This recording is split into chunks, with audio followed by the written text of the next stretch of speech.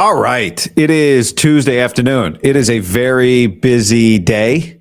For me, yes, but just in the world. But we love football. We love football. So here we are. Yeah, let's talk about it. I haven't, what was my last show? It's been a few days, busy weekend. And I'll tell you about that. But let's get to a few pieces of news because just before we go live on YouTube, and hi, YouTube. Hit that like button, subscribe to the channel. Podcast, what's up? Prize Picks code Guy.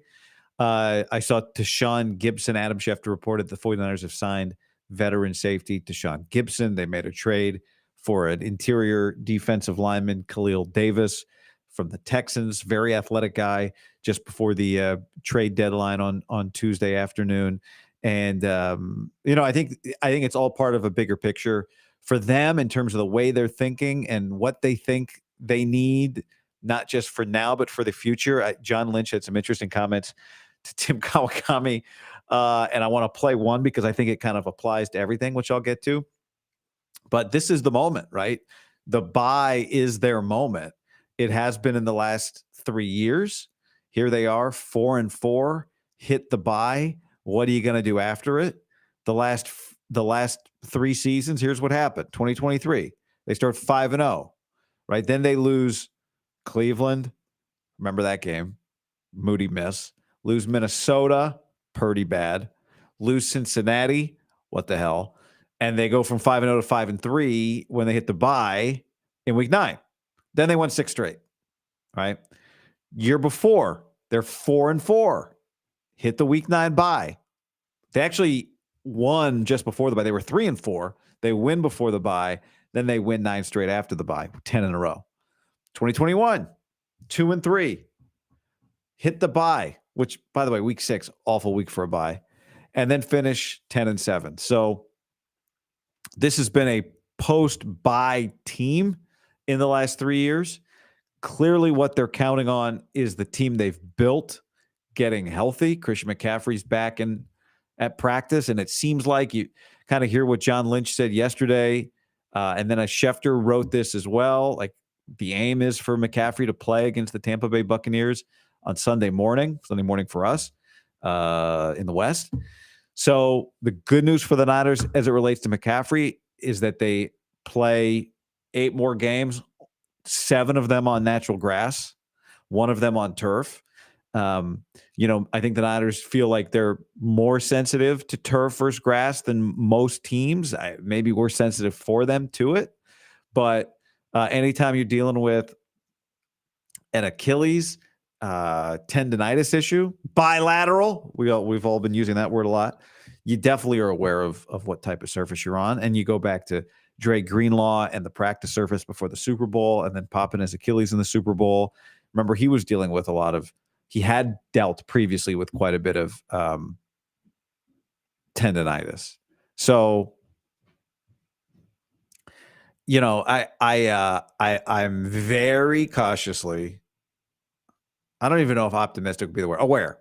But it's not just, if it were just McCaffrey, I'd hold my breath a little more. Yetur Gross-Matos coming back. I think an underrated part soon, not this week, I think an underrated part of the struggles, we've spent so much time talking about McCaffrey and not much time talking about Juwan Jennings. And that's critical. I definitely didn't, when Juwan Jennings initially got hurt, realize exactly how long Juwan Jennings was going to be out for them. And he's a huge deal. So it looks like he's on the road to return. Khalil Davis, you get a guy that, you go to the Texans again, just like they did in the offseason or the preseason when they acquired Malik Collins, who's been a good player for them. I'm in favor of depth. Depth is what you lose, and this is what John Lynch mentioned.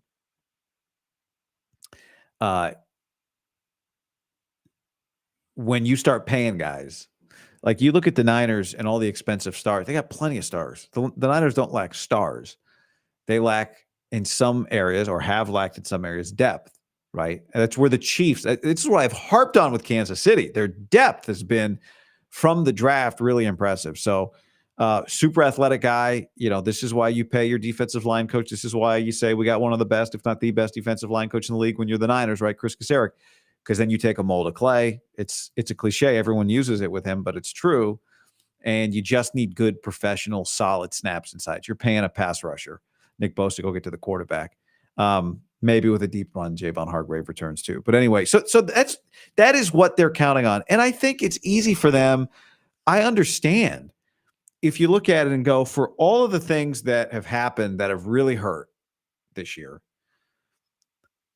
if we are just a semblance of ourselves, what we have been historically under Kyle Shanahan, we close out games that we lost, and we got 2 more wins and 2 less losses. So I get it from that standpoint, especially when you have to be really prudent, judicious with your draft picks, right? Because you have already entered, and we've seen the fruits of their labor in the draft. We have entered and are entering the point in time when the draft becomes really important for them again because of whatever the impending Brock Purdy salary situation might be. But not just that.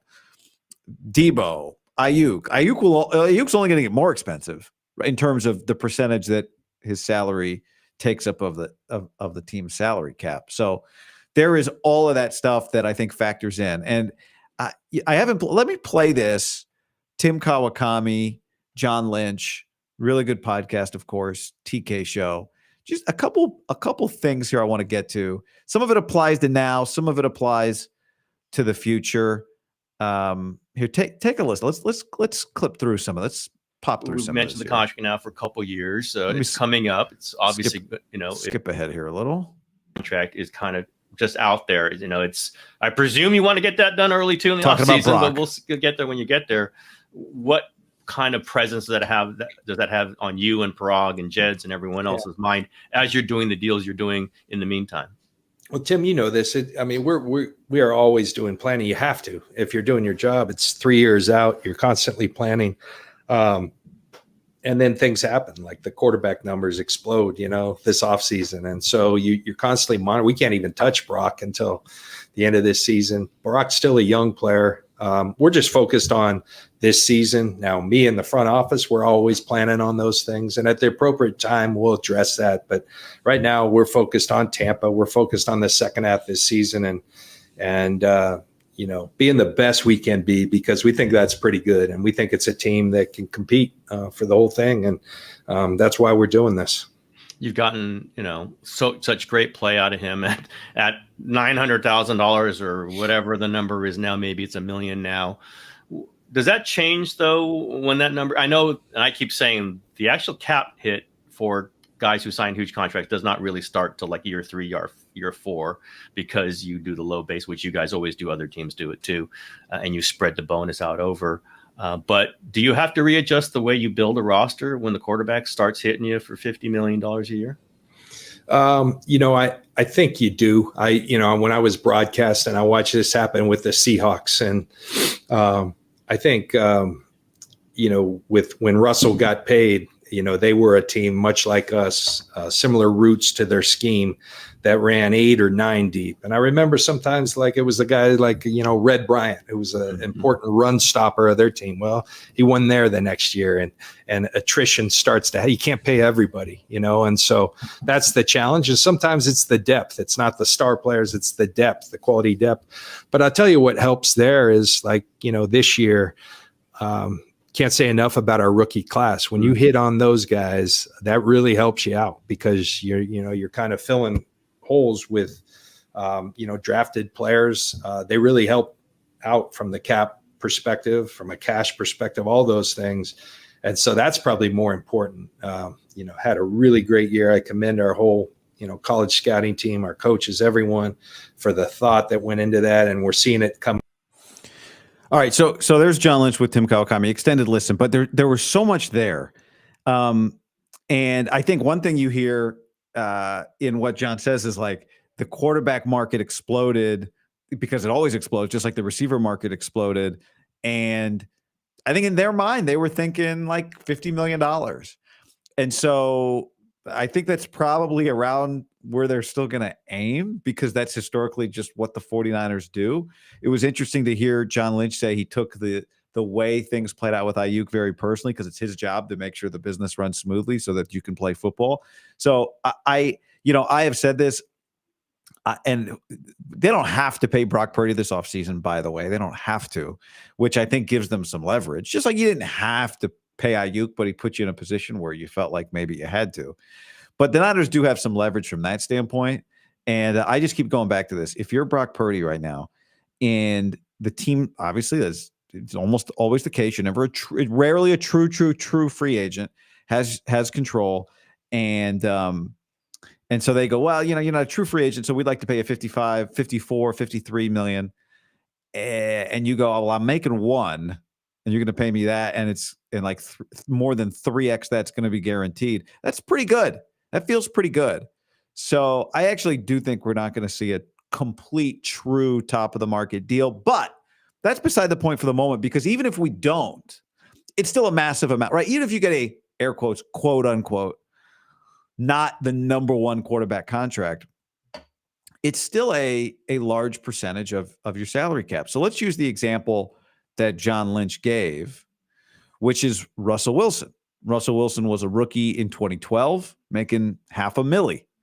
Then he made $680. Then he made $817 in 2014. Okay. The Seahawks, if you're going to line up him, 2013, which for Russell Wilson was his second year in the league, was the year they won the Super Bowl. The next year, while he's still making under $1 million, they go back to the Super Bowl. So they go to the Super Bowl years 2 and 3 for him.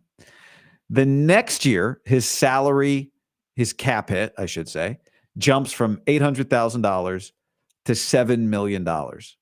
And they go 10-6, they lose in the divisional round. And what you see is then they win 10 games, then they win 9, then they win 10, then they win 11, then they win 12. They kept winning games as he got really expensive. They just stopped going to the Super Bowl. Like even in year 5 and 6, his cap number, now, 2016 is a long time ago in terms of cap numbers, but it's 18 million, it's 16 million. It really jumped in 18, 19, 20, and 21 from the low, then to the mid, then to the high 20s, into the low 30s in cap number. And in those years, up until the last year, they won 12 games. Now 2020 was a weird year, but they won 12 games with basically a $30 million quarterback, which I know doesn't sound like much now, but then was expensive. And I think part of what happened to them, and you'd have to really go season by season deep dive, or a Seahawks fan would have to be here to really, maybe one of you remembers their. But I do think you can win winning in the playoffs in depth, and maybe your high end talent where you can't quite spend as much money. Those things hurt more in the postseason maybe than the regular season. But I think if you go back and look at their drafts, and that's where John Lynch finished, is that's a big part of it too.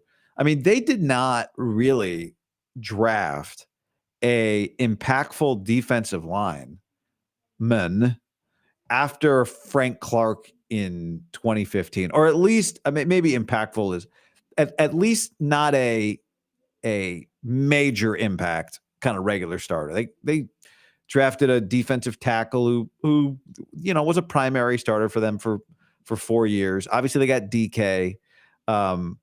They got Cody Barton, who was a linebacker. They got Jordan Brooks, who was a linebacker for them. They did a solid job right on the offensive line. But I when I look back at their kind of end of Russell drafts, I don't really see like huge, impactful, turn the page drafts. And that's what the Niners hope this last draft for them was. So then you go to, this trade deadline, and what are you willing to give up, and what are you getting for it? And I can understand I don't know that they didn't desire it. I mean, we know they desire star players because they've made plenty of splashy star player trades around the deadline. But I think what I don't know if John Lynch has said this, is if he hasn't, people will say this, right? Their additions are maybe the guy's coming back from injury. So it doesn't really bother me. I didn't expect Zadarius Smith or something like that. I think they have to be judicious with those draft picks and also feel like they've got plenty of good players. They pay their coach a lot of money. Like, do we have enough guys in this locker room to go win this division? And I know win the division, that the goal is higher. Even John Lynch said it in the conversation with Kawakami. It's much bigger than that. They think they can do it. But I know some people, really recoil at the idea that win the division is the number one goal right now instead of, the quest for 6. But that's just the way I look at this team is focus on the division and hope that, plenty of teams are getting beat up, but we have not gotten really to the nitty-gritty part of the season. We're entering it now where your health starts to deteriorate. And hope that you've historically, when we look at you play good football the last 3 years post-bye. So hope that that's about to happen for this team. Maybe Hufanga comes back. And kind of trust your history. Not that history is always going to be an indicator of future performance, but trust your history. And I think that's kind of what they did. While also thinking about how do we continue to compete in the future. And I also think that's what they did. So I thought it made sense. I didn't expect much. I think most people will tell you, oh, look at the Niners. They make a bunch of splashes. It's true. But I think any one of you who watches them very closely, if I said, all right, here's, you're at the roulette table. And instead of numbers, each roulette square is just a Niners move. Splashy running back move, splashy receiver move, splashy, like big name veteran edge rusher who's 2 years removed from his best season move. I would guess if 100 of us all got a chip to put down, that most people would put a chip on athletic defensive tackle with some upside in his late 20s pick, right? That is absolutely in their wheelhouse. And they went kind of to a familiar place. The beauty of having a coaching tree that spreads, especially when you get one defensive coach out there, is you can think kind of system wide. If they like him, we like him. That sort of thing. Comment.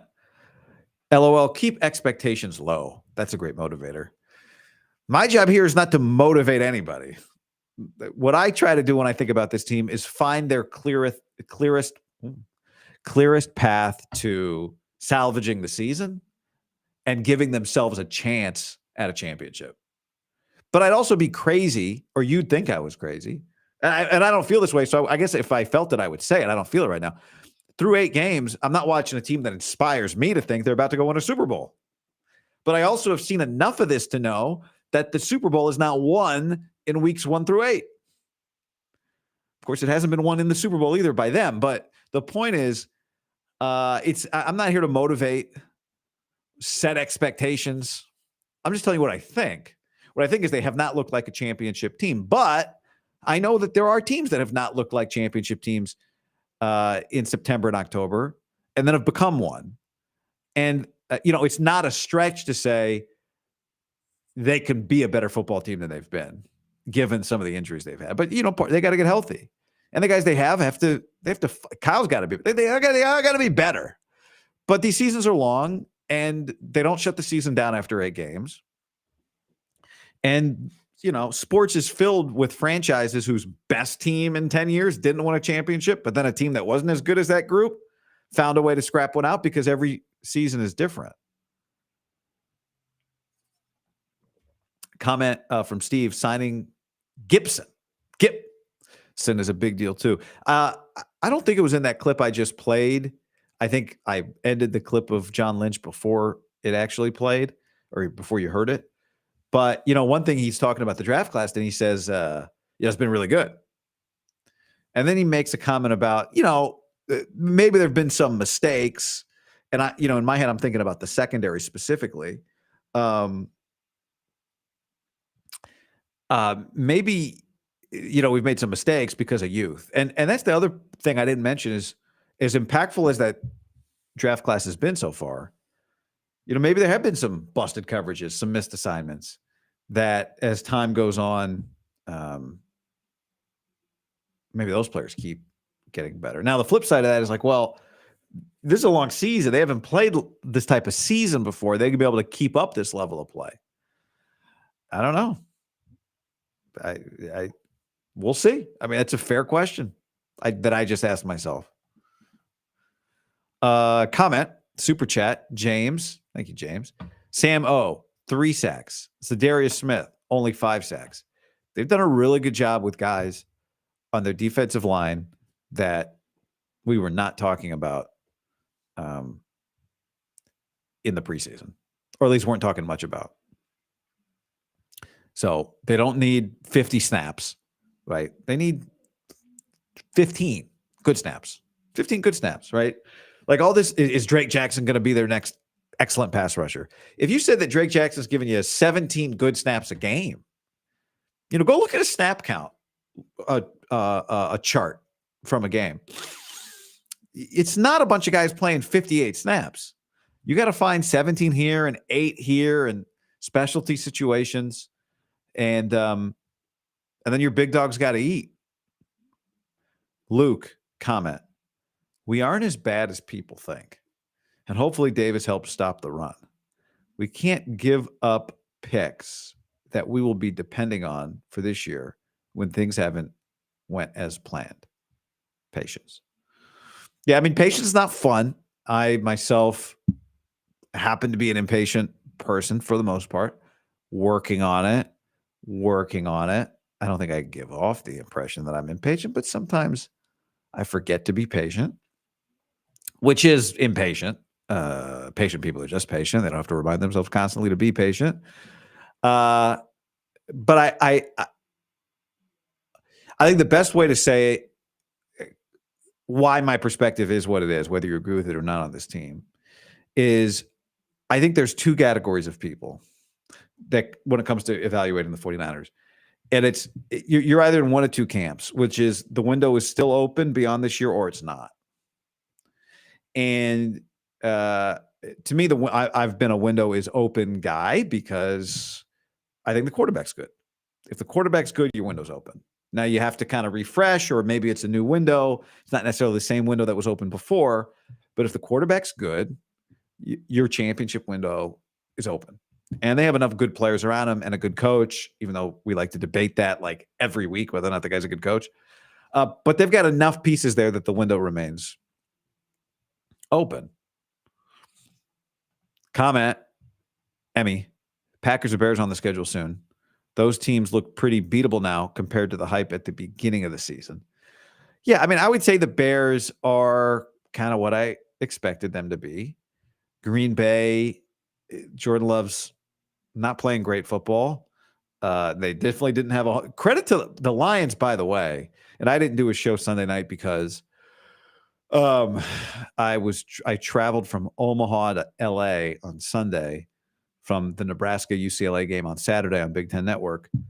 Flew to LA, did the USC Eric Musselman's debut as USC men's basketball coach on Monday night, and then flew home on Tuesday. So I've been gone since Thursday from the home abode office. Anyway. And, but that was everybody's takeaway, right? It's like, look at the Lions my takeaway was Jared Goff's doing this in Lambeau. That's really impressive. That's historically, that is a significant thing. That is not the Jared Goff I've seen play outside before. I heard a stat today in the last 6 games, the Lions have more touchdowns than incompletions. It's like 26 touchdowns, 24 incompletions. That's an insane stat. Now, that's not how the playoffs are played, right? Like that's an awesome stat. They are rolling to at this point say anybody but the Lions are the best team in the NFC, I think would require you to make a very impassioned and probably losing argument. So you gotta give the Lions their credit. But we're halfway through the year, a lot of football left. The thing about them that makes me think, and I think makes most people, if you are buying the Lions like everybody is, how could you not? Their talent level, they look like they are like the Niners of whatever, 3-4 years ago. That's what they look like. It's talent everywhere. It's a quarterback and a coordinator that are in sync. And it's just studs all over the place. And they play with like this chip and this fire and this intensity and this speed and this power that is reminiscent of the really young and hungry Niners. Are the Niners going to look like that team again? I mean, Kittle plays that way. But that's what they look like. And that to me is the scariest thing. You recognize it because you saw it for so many years. But I'll just not but and also it's hard to play like that into the playoff, like to really maintain this level of just efficiency once the playoffs start. It's just a different sport. I mean, they're the favorite right now. There's no question about it. And you got to go chase them down, and ultimately you'll get the chance to play them on Monday Night Football. So we'll get to see this thing head to head. Right now, you don't feel good. Like, oh, they look sweet. Comment from Tony. I feel like the football gods don't like teams that peak early and teams that run up the score. Interesting to see how it plays out for the Lions. I mean, the Niners have been a team that peaked and blew people out and then just kept playing that way. They've had that season before. So I'm not convinced that this team's going to fall off. I don't think that's what's going to happen to Detroit. But I do think this level of offensive efficiency, they're not going to win like that in the playoffs every week. And they didn't give up points. I saw somebody's QB tiers the other day that had Jordan Love like 3, I think, or 2, but like really high, like above, like elite quarterback level. And the tools are there, but you got to really go do it. I know he's banged up, but he's turning the ball over, and Green Bay's got a lot to prove. I understand buying their stock, but they have a lot to prove. A lot to prove. Hey, by the way, appreciate everybody that supports the show. However you do it, if you like, if you subscribe, if you share, if you're a podcast listener. But one way is to go to Prize Picks. It's time for my part of the show where I give you my Prize Picks picks. I'm putting up on the screen for those of you listening to this. A listener got me into more or less on NBA rebounds. Use the code GUY, sign up with the code GUY, make a $5 lineup, and you'll immediately get $50 into your account, courtesy of the code GUY at Prize Picks. It's a lot of fun. You have to win that first lineup. By the way, this was fun yesterday. I went Caleb Martin, more than 5.5 rebounds. Paul George, more than 5.5 rebounds. And this guy on the Spurs named like Julian Champagny, definitely not how you say it, more than 4.5 rebounds. That was $100 3-pick to win $1,300. Caleb Martin hit, Julian Champagny hit, and Paul George went 5 out of 5.5. Ooh. Anyway, here's what we got coming up this week.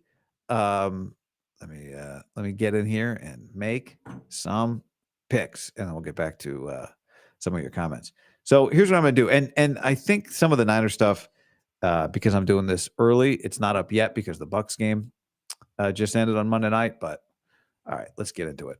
I'm going to go. I got to spell Derrick Henry's name right. I'm going to go Derrick Henry more than half a touchdown against the Bengals. He's been the best running back in the league this year.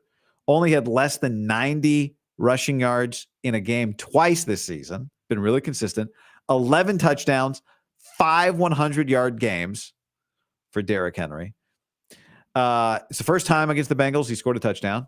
Went for almost 100. Ravens, the number 1 rushing offense in the league, 191. The Bengals are allowing 130 rushing yards a game.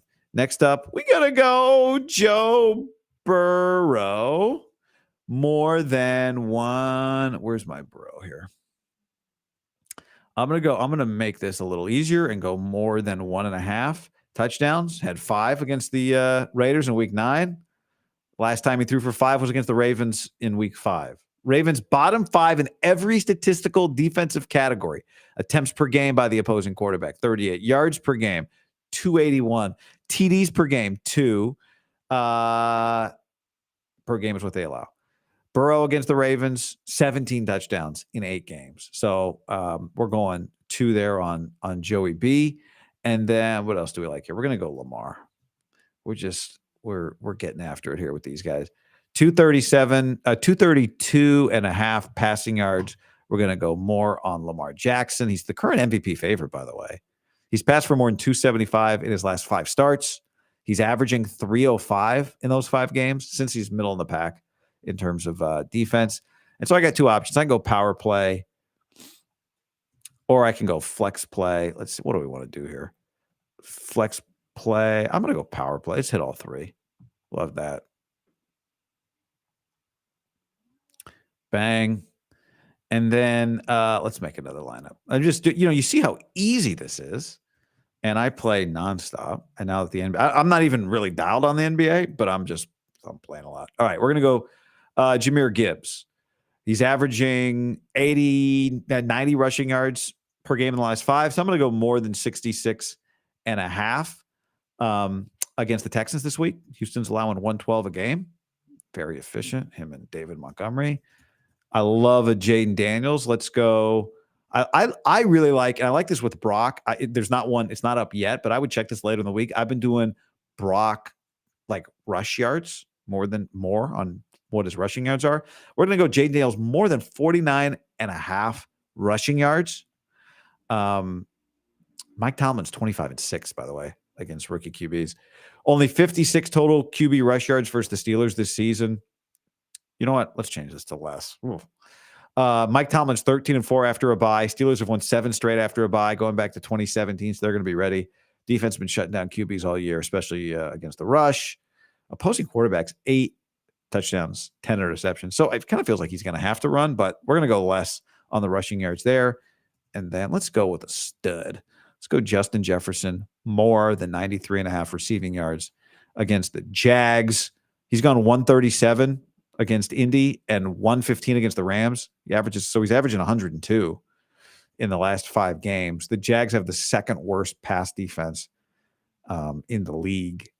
And looking for a Darnold bounce back. Do I want to go power play? I'm going to put 50 here to win 112 on the flex or 250. Oh yeah, we're going for 250. The flex play, you don't have to hit all of them. So, but every time I say I'm going to do that, I look at it and go, let's try and go bigger. So anyway, there you go. It's that easy. Prize Picks. Use the code GUY when you sign up. Make a $5 lineup. And once you do that, they will put $50 into your account. Thanks for Prize Picks. And thanks to you for supporting the show. Except for Dale. Comment. Whoring for betting apps is lame. Dale, I don't think you're paying for this show, are you? Somebody's got to pay for this show. I don't just do this for the love of the game. I got a lot of work to do, dude. I did a basketball game last night. I got a college football game coming up on Saturday. By the way, this is cool. And I like Prize Picks, so I play it. I play it before they advertise, so it's an easy one for me.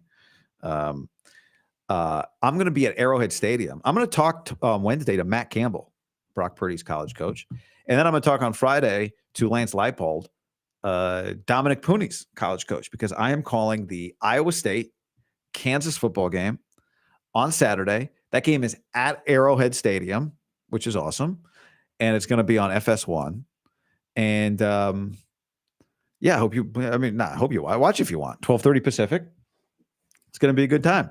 My first Big 12 game of the year. Been doing all the Big 10 games. But this week off from Big 10 Network, calling the game on FS1. Can't wait. Brock Purdy. This kid, I talked to a scout several weeks ago. I was doing a game. I was on the field and I saw a guy and it said like his team. And so I just started chatting with him. I'm like, wait, we started talking about like, what'd you think of Purdy? All that. I said, is there anybody like Purdy right now? And he said, oh, actually the quarterback at Iowa State, Rocco Becht, whose dad, you'll remember, Anthony Becht, played in the NFL.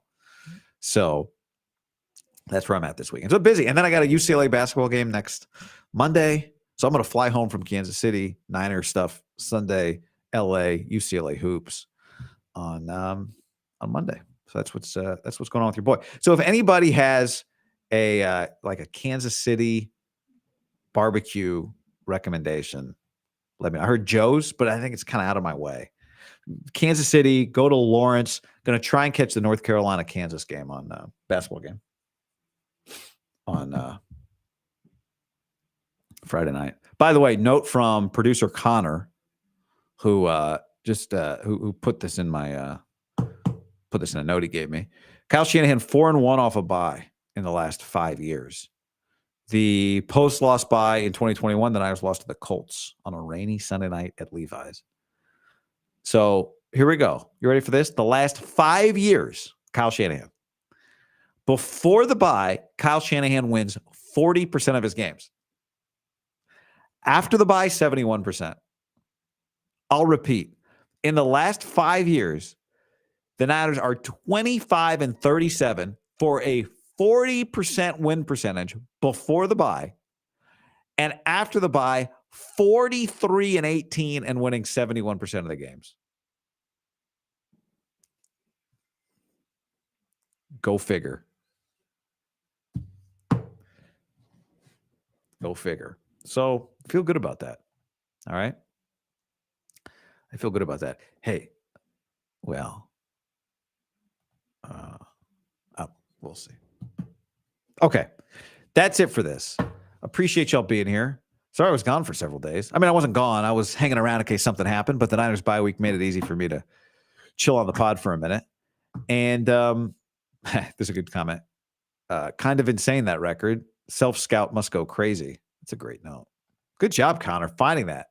Connor's not here right now. Sometimes he hangs out in the background of the show. But Connor's going to get a bonus for that one. All right. Thanks for hanging, everybody. I will talk to you soon. Be back before the weekend, probably with a Thursday show. And yeah, we'll it's on. The time is now for those 49ers.